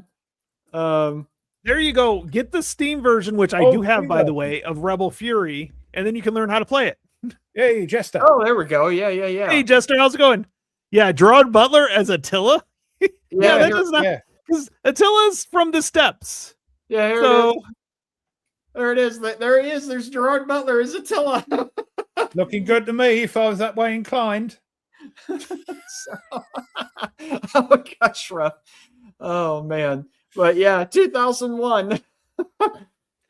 if Nate designs a game, the designer notes would be 100K words. Oh, no, It'd be a dissertation in itself. Yeah, that's the designer notes is the dissertation. Yeah. Now, I know there's a few. I know It'll be like that other GOHS. game that Kev was dissing the updated version of the oh god had a Aaron Armour. 160 Oh, yes. page rule book or something. 196 page rule. Oh, 196. Yeah, you'll beat And they that. have the Mate. Don't designer worry, notes you'll beat that. built into the rules instead of at the end. Don't worry, you'll beat it. Oh yeah. Oh, for sure. Absolutely. What's your page count? What's your page count up to? By the way, I'm just curious. Do you just Close offhand? Close to 100. Okay. And how many more chapters you got left? 4. 4? Okay. So has Attila died yet in your dissertation, or is he still alive? Oh, I haven't even gotten to the Huns yet. Oh my god. We'll be here all day. It's all background right now. Oh yeah. This is the front half of the dissertation is the hard part. And maybe you need to. Like all the context and everything that I need to get to the story part. Okay, yeah, you got to set up the stage first. You can't just go to it. So, and are you going to do like Tony did? Are you going to video? Have you got to actually present it to the public? I don't know, but I might ask that, and then video it so we can all watch it. We'll see. Because I need something to get me to sleep at night. I'm having trouble. Well, wasn't it? Didn't Meandering Mike say that I was at one point I was going to do the audiobook for it as well? Yeah, it's going to be published by Sleep Well Night. So. Oh, that's for sure. Oh yeah. Oh. E4 Airman says, please put it on there. No, seriously, because Tony did it. That's great. And they're doing it. They've turned the gun slightly from me. Yeah, it's a tactic. It's a deliberate strategy. It's always done with lots of love. So that's right. We don't take it serious. That's right. Yeah. If anybody is ever thinking about doing a PhD, know that it is not easy. That's the OnlyFans page. That's the OnlyFans page. And then that'll suit me. We don't mind that. Mike told me off yesterday for saying last week for saying careful. Oi, rough, stop it. But yeah, I mean, I didn't do. I mean, I could have done a PhD straight away. Oh, there you go. But hi, Blast Pop. Great to see you. Yeah, good to see you, Blast Pop. I could have done a PhD because I got a first, and I could have gone straight and done my PhD, but things weren't happening well in the in an alternate universe of the Rough household, so I had to stop that. I could have also gone on to become a doctor, a medical doctor, because the university changed into a medical thing as well. But I thought, what, another 4 years of that? No. Dr. Ruff. Yeah. Nice ring to it. There we go. So yeah, things that could have been. No, I will say, yes. Forlorn, when I'm finished with the PhD, I do want to visit the UK because I want to come over. I'll show you how crap it is. I'll tell you what I'm going to do, because hopefully, say my daughters get married next year, and when they have kids and we get to keep them, and they say, "Oh, try and get them to sleep," I'm just going to read them the Field to Fire rule book. Oh, they'll be gone in 5 minutes. A Sound Like Thunder. Yeah, I don't know if that was. I mean, yeah, drought and famine in the Kansas Territory and on the eve of the Civil War. Wow, that is a very niche topic. I thought Nate's was niche. No, that's even more niche. Actually, I thought mine was pretty niche. Why did the British assist the Native Americans in the Northwest Indian Wars? Which, when I say that, people think it's in Oregon or Washington. They don't realize it's in Ohio. So I love teaching kids that the Northwest is Ohio. My students, the colonial. Your new special topic that you're teaching, Nate. Yeah. But instead he became a YouTuber. Rough became it. That Blitz Regis has got it. That's why he takes the rule books to bed. I tell you what, I can't read rule books like I used to. I can't read like I used to. I read, 10 pages and that's it. I can't do any more. Now to go swap topics slightly is William's comment about Steam versions. Oh yeah. So I am definitely all on board for more Hex Encounter games being Steam games that have an AI in it. It would be great to play something like Stalingrad 42 with an AI. Mm-hmm. But the AI is going to it'll suck, but over time, I'm sure it'll get better. Yeah. What you got to get is one that learns your tactics as you're trying. Like, if you can beat them, it's got to learn your try and keep changing your tactics to keep ahead of the AI. That would be quite frightening, but fun, I should think. You do that so well, Tweez. Oh, that would be an interesting idea. I would probably buy it if it was Fields of Fire on Steam. That would, I'll be honest with you, it is probably too much. I could be wrong, but there's just too much nuance to it. Why wouldn't need an opponent? Oh, you mean like making sure things are firing the right way? Oh, I see. So putting you right rather than an opponent. Yes. Mm-hmm. Oh, for sure. It's definitely tough. But I mean, there are companies that do that for strategy games. Hey, Will, how's it going? Will for GM. Will GM for food. Yep. That's my biggest issue. I mean, other than the fact that I hate, like, so I finished my trench raid scenario. That was Wednesday. It's still on my table because I just don't feel like taking it down. I got to do another mission here, and I just don't want to take it down. So the one's pretty good. Yes, they do have a really, really good Fields of Fire Deluxe on the tabletop simulator, but But you, I don't you know. have to do everything, don't you? Yeah, it is actually. There are a lot of automated scripted stuff. So like at the end of the turn, you hit a clear button. Like it's same thing with like that's on Vassal. There's like a clean end turn Well, it button. takes all the exposed markers off. Yeah. And stuff. Yeah. Yeah. What's the system, the browser system or whatever, where you can play a board game, but it keeps you following the rules?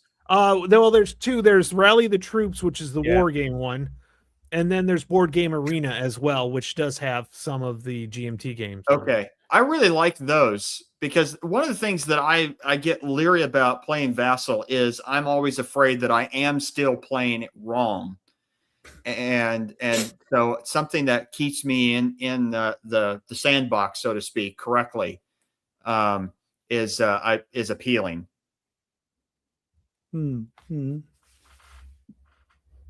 Nice.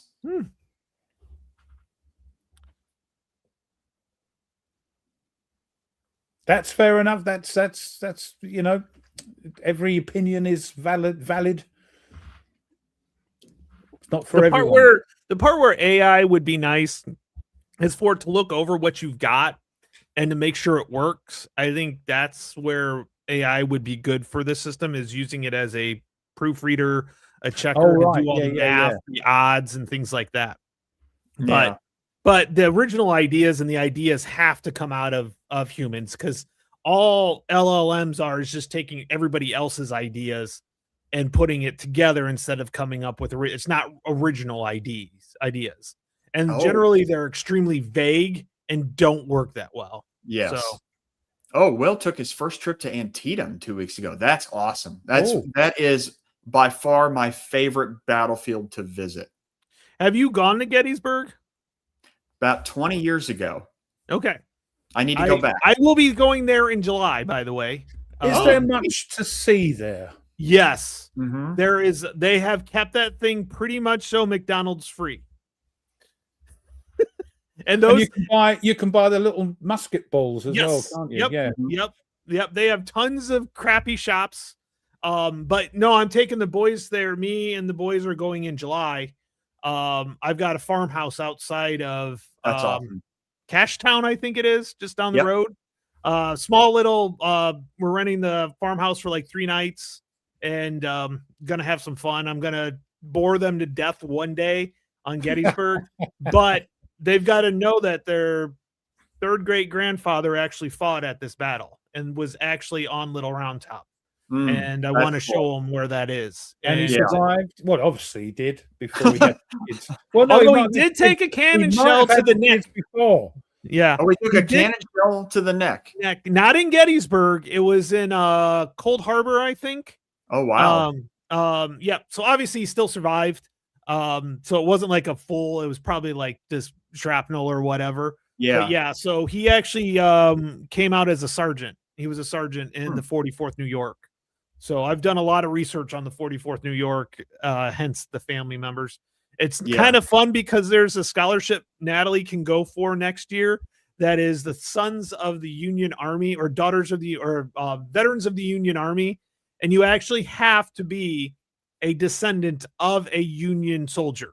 And you have to go through the lineage. It's like, so it'd be like Natalie Kinner is the son of Anthony Kinner, is the son of Russell Kinner, is the son of Harold Kinner, who's the son of Samuel Kinner, who is the son of Royal George Kinner, who served in the 44. You have to actually list it all the way through the lineage. And it's like, I'm like, yeah. And that's all you do. You don't even have to do anything else. You fill out the application, do that and put it in. I'm like, hell yeah, we're going to do that. That's going to be fun. I mean, you're going to keep doing it every year until whatever. So, cause we had, you need to Natalie's, you need to take a most fearful sacrifice with you and play the Little Round Top scenario on Little Round Top. I would have to probably go with that one instead, which is the 3 days of Gettysburg. Oh, Three Dog. Yeah. Because most spiritual sacrifices doesn't go down to the regimental game, level. Okay. It's a little bit higher than that. Yeah, it's brigade. Yeah. So I know which brigade it is, but that takes away from some like, don't get me wrong. I like the idea, but when it comes to the Civil War, I like it getting down to regimental level. I like that regimental level. So what you're saying is we need the next big Civil War game needs to be an individual man scale. God, no, because that's not how that works. Combat, Civil War. There we go. Now, there were raids. There were individual raids. They're not talked about very often, but there were a lot of times there were raids where they would send just a group of soldiers to do some raids. We need at least a lot of times they would get supplies and stuff. 50,000 counters. That sounds about right. That sounds about right. Yeah. Mm-hmm.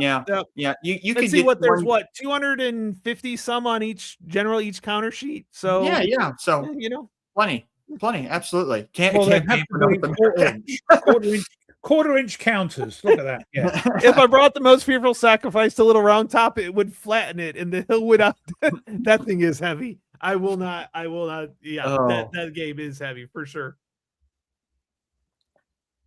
Yeah, Cold Harbor. Yeah, that was. Yeah, I believe it was Cold Harbor. The problem was I was looking at. There's a couple of battles that the 44th of New York was in, but they must not have been in the areas that there's games. So some of the bayonets, swords and bayonets. They were in a couple of those battles, the 44th New York, but it must not be the area where they were gaming at, where they've actually, because they've only did smaller sections of those battles. Ruff, you could design combat Civil War. Well, there's two things I know about the Civil War. You know what? Blast Pop, I will put that on my list. We'll go. Problem is that's like at 9:30 at night or whatever. Oh, it's insanely late. But yes, that wouldn't be a problem. Ruff, what two things do you know about the Civil War? Well, nothing and bugger all. Oh,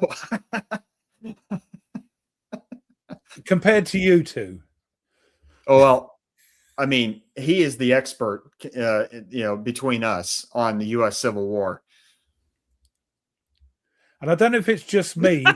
That sounds like the chapters of Genesis. Yeah, yes, you're not wrong. That does. Yeah, I will agree with that. So I don't know if it's me, my internet, or you two guys keep freezing up.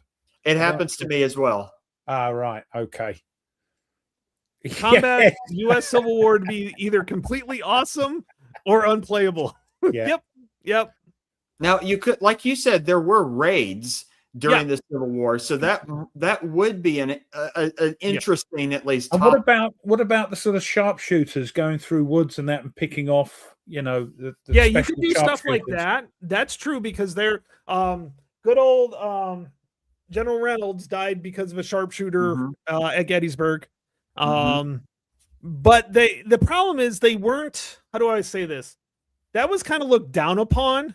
That was not it wasn't cricket. It wasn't cricket. Yeah, that's true. This is very true. Yes, the only one I know. Some what is it? Roundheads. Yeah, Berdan's sharpshooters, Cavaliers, and Roundheads. And Ruff was very glad that Cromwell's head was stuck on a pole eventually. He wasn't treated well. They dug the poor bugger up, and it was not nice. I think that's what they're going to do to Keir Starmer. So, allegedly. Yeah, or send him to the tower. It'd be like the two princes, whatever happened to them. Yeah. No, we want to see what happens to him. Okay, anyway. I'm waiting for the SAS to show up behind Ruff all of a sudden. That's right. That's right. Oh, that's funny. No, I think all of a sudden Men in Black just show up. The Men in Black will show up for Ruff, but they start looking at the games going, oh, okay. Yeah, what's this one about, Ruff? Yeah. Let me show you. Yeah, he'll show a field of fire and let's play. Yeah. Yeah. Hey, Dan. Yes, tomorrow. We are playing tomorrow. Civil War tomorrow. Me and Ruff are playing Kernstown. In camp, we'll be jumping in and making sure. No, I think he'll be more than jumping in. He'll be lifting me from from below. He'll be carrying you like a baby. So yes. I'm not sure if I can. I'll give it a quick skim again because it's things happening. What's your impression of blind swords, Ruff, as a new blind swords player?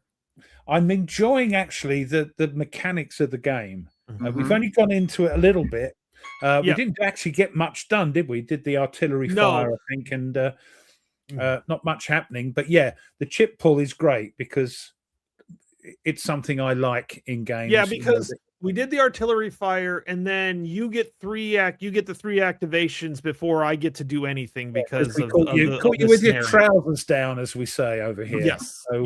So, but yeah, I'm enjoying that. It's not Great Battles of American Civil War. It's great, and the map looks wonderful. Rick Barber map. I don't know. I don't know if that one was, but it's in honor of him. They've kept the feeling along with it. I think that wasn't actually a Rick Barber map, the Kernstown one. I think he did that before he moved on to a higher Tony's plane. life's completely changed. He destroyed the 44th New York in the wilderness last week. Yes, that's right. He didn't like. Yes, that was good. That was Panzer all over again. So, now, what time tomorrow is this? Noon Eastern. That's which 5 o'clock. 5 p.m. over here, British summertime, 6 p.m. on the continent. I found out a weird thing about Spain. That Spain is an hour ahead of us, like most of Europe. Western Europe. Mm-hmm. But Portugal, next door to the west, is the same time as us. I bet if you go down. No. The reason, evidently, is that during the Second World War, Franco wanted to have the same time zone as his best mate in Western Europe. So they changed the time zone to be the same as Germany and all that. Austrian painters. Yeah, that Austrian painters time. And that's why they go, the Spanish, they like to eat late at 9 o'clock. No, really, they're eating at 8 o'clock, which is what the normal time. And I thought, wow, that's the reason why they're an hour ahead and they shouldn't be. Plus, the Portuguese have always historically been allies of Great Britain. Yeah, but they're on the sort of, with Spain, I just wonder if that part of that northern part of Spain is like they draw a line through it. Like, Canada, the US that goes up above. That little bit that goes above Portugal. But the reason they changed the whole of Spain was so it was in cahoots with the West. He's sort of mate. He's a painter mate. All right. So the question is, Blind Swords is different from Black Swan. It is, but it's got some similarities. Instead of cards, you pull chits. It's regimental instead of brigade. It's not as big. So Black Swan is for brigades, yeah? Yeah. So there are some it's similar, but it's different enough.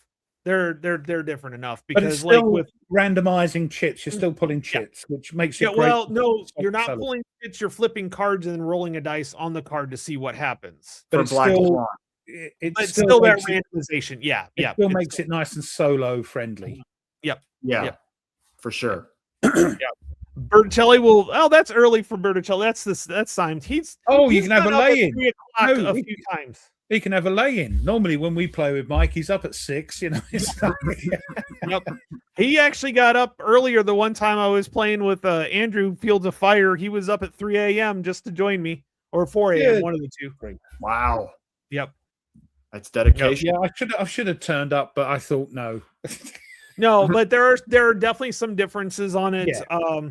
I really do like Blind Swords. I need to get more into it. I have both the Rocket Chickamauga and I want to say in Magnificent Style, but I know that's not it. Fearful Sacrifice. Yeah. I have both of them. I have not not opened them up yet, or I've opened them up to look at them because they're just gorgeous. Same system as Kernstown were playing the Blind Swords, yeah. No, those are different. That's the Black Swan. This is Blind Swords. Sorry. They're similar, but I haven't touched them because I've been digging so deep into Blind Swords, and I really enjoy it. So it's a good little system. It's good.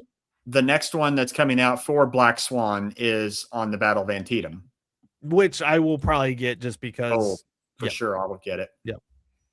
Because I'm convinced. I believe the Battle of Antietam was more important than the Battle of Gettysburg.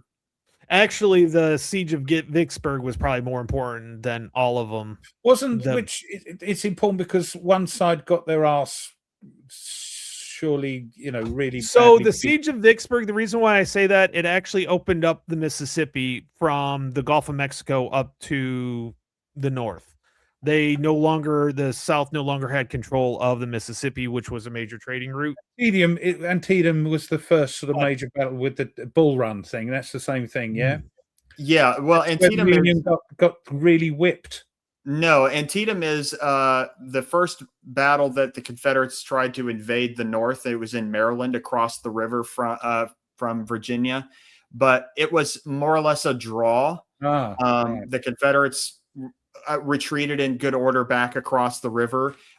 McClellan kind of let them go, but the important part of the battle was not so much a military victory, but rather a geopolitical victory for the Union, in that it gave Lincoln the opportunity to issue the Emancipation Proclamation, which really turned off the British and the French, who were considering somewhat of dealing with the Confederates diplomatically. It pushed them off because now they didn't want to be seen to be dealing with a slave power.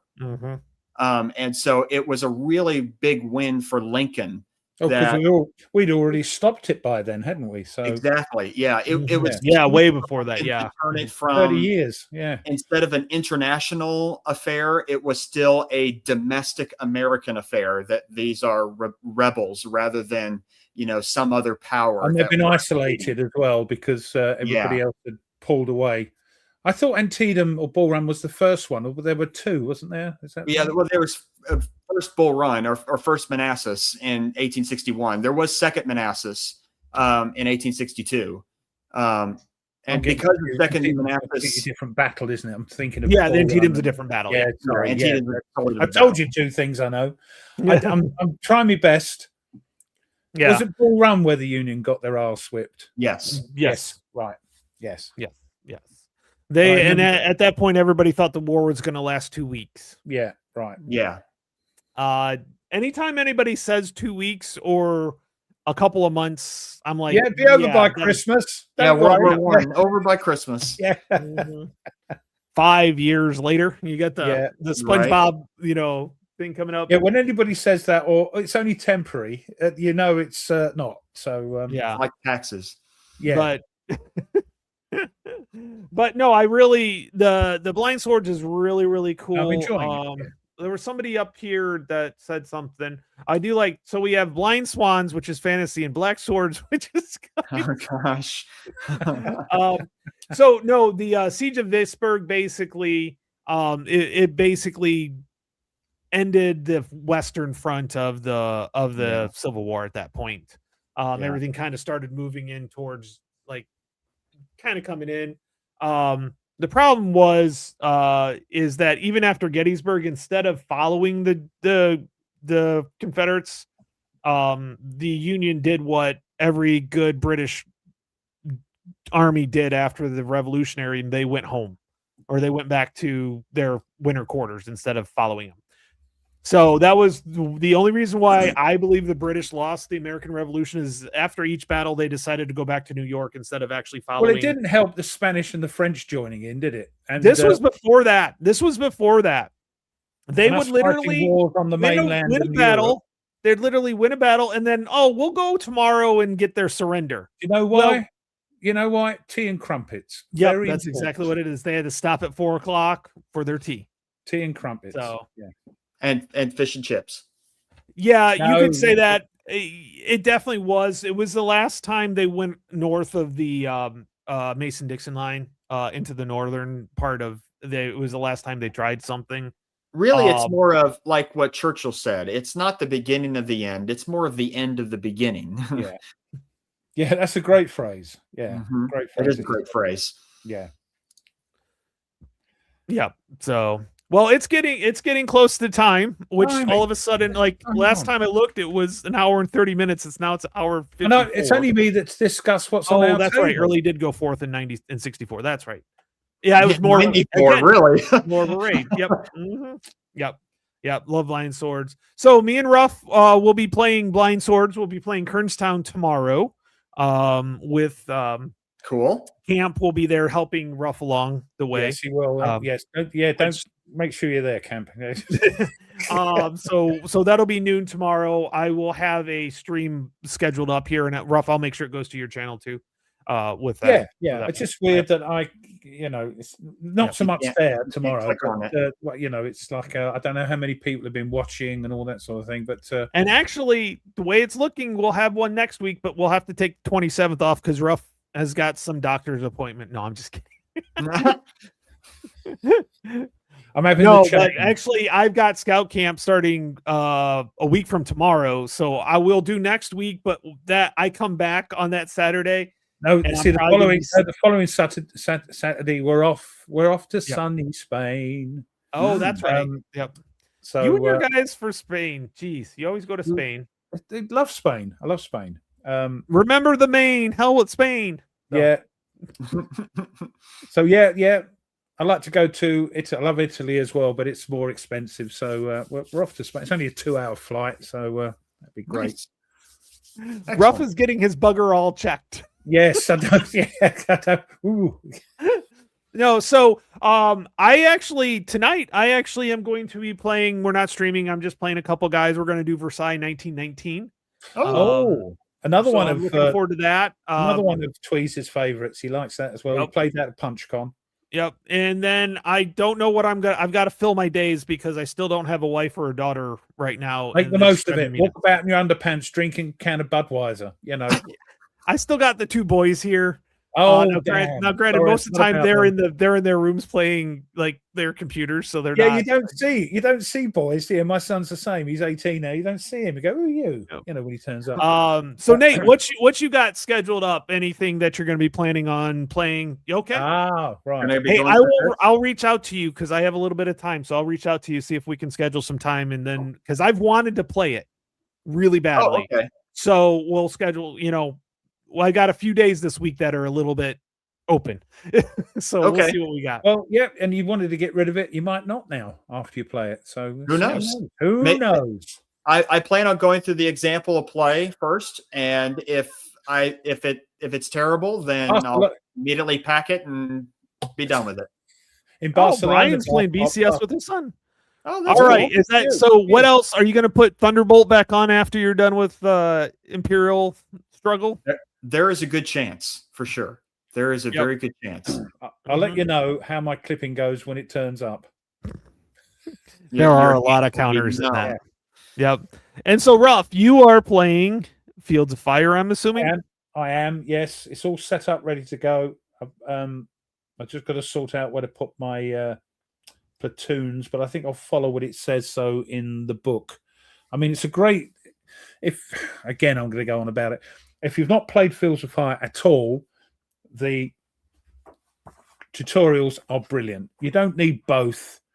Just work your way through this one and then have a go at the standalone mission. You're going to make mistakes. You're going to mess up. But there's a little bit of a walkthrough for the first couple of turns. And you can either carry that on or set it up again and just go for it. And remember what they said in that last paragraph. If you had a good time, that's the thing. Even you've got every rule wrong. So, I'm going to be playing that tomorrow. Play it a few times and then maybe video it and see how we go and get the wrath of Colin and Andrew on me. So and I'm going to throw this out to you guys real quick and kind of final thoughts. The biggest problem I think is once I get set up is what do I do now? Do you guys come up? Is that an issue for you as well? It's that blank page thing, isn't it? When you're writing. Yeah. So you get it all set up. It's ready to go. You're like, okay, now what do I do? Yeah. Who's going to go first? Wise Guy History did a video on that. He called it Wargamers block. Kind of like writer's block. Yeah. And then you just take it down because you don't know what to do. It's just sitting there doing nothing. So analysis paralysis. You try and look at it too deep. Instead of just playing the bloody thing, which is what I'm going to do. And if my squad gets any move annihilated, good grief, you can always start again. Yep, that's right.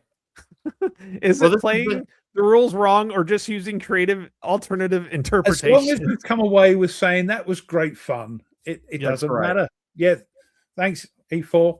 Oh, good. Everybody's got all that too. They have them too. Okay, good. Yeah. All yeah. right, guys. Let's has finish been this up. great. We hit 2 hours exactly. This was a fast 2 hours. I don't know what's going on with my day to day, but I've still got 2 more As things Dragon to go. said, took us 117 minutes to actually get onto what we're playing. But that's we didn't have a subject. We just wanted Nope. to chat, and Nope. we had to put something up. Is crying an option? Yes, Will. It's always an option. Yes, always.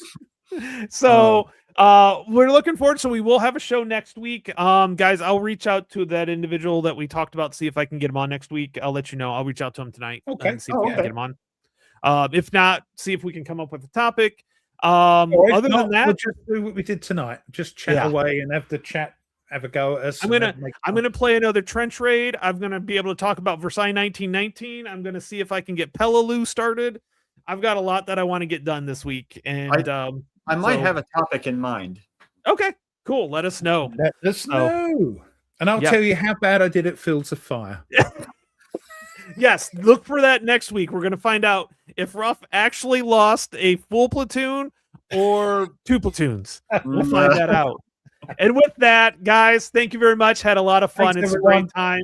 And can I just say, we are so grateful for the people that join us. And as always, we love you all. There's nothing you can do about it. All right. Make sure before you go, onto the Facebook page, the command post, and push that like button because Tony loves it. Yeah. Yep.